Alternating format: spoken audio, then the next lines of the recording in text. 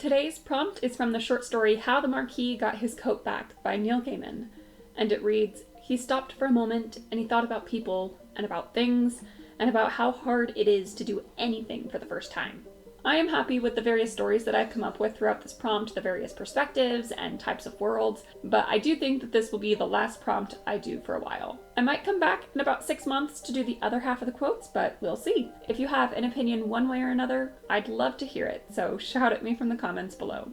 So what is it today? The voice from next door startled him, making his foot slip on the shingles outside his window.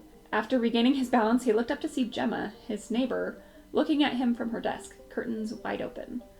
"For the love of—" He cut himself off and took a breath. "It is after midnight, Gemma. What are you doing up?"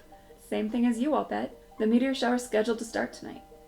"That's right, you're a science nerd," he said with a laugh, sitting down.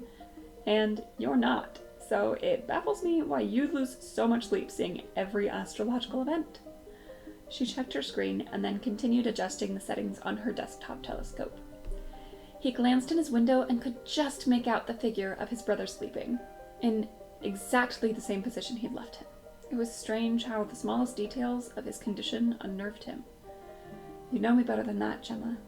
She gave him a pity smile and he looked away. He missed her normal smile, her playful banter smile.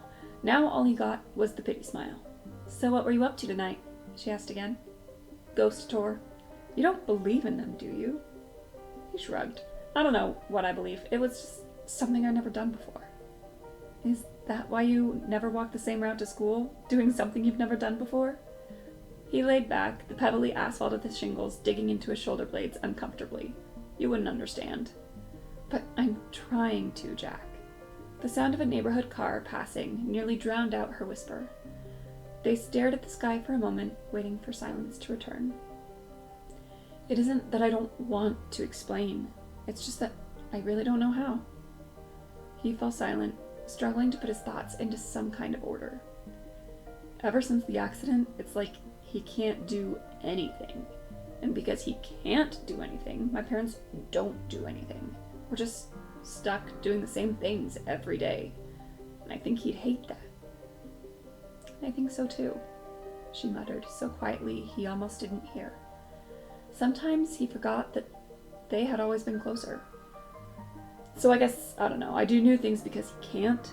It sounds so mean when I say it out loud, like I'm trying to rub it in.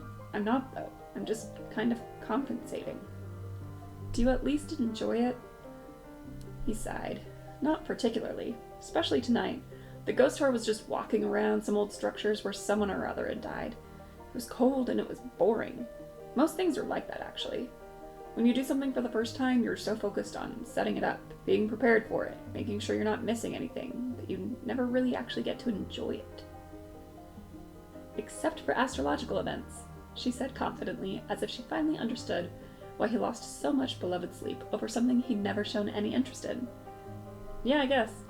Just show up and look at the sky, and a sight you've never seen will appear." "So, is that the only reason you keep doing it?